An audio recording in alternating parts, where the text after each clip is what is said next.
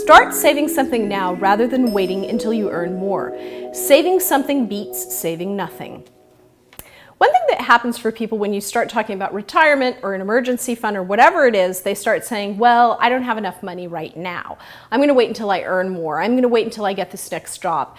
And one of the things I would really encourage you to do is, rather than to move in that direction, is try to save something, even if it's ridiculously small.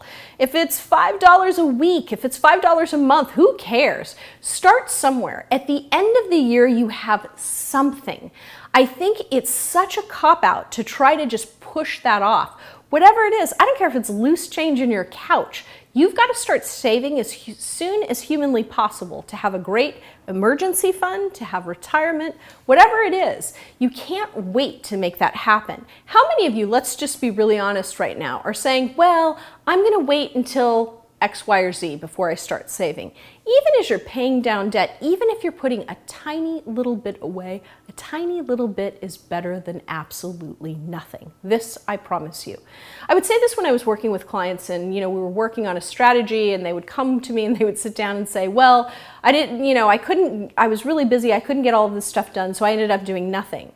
It's a terrible, terrible strategy. At least try to do one thing or two things. It's the same with savings. I understand that we're all at different places in our lives, and sometimes it's really, really hard to save anything at all.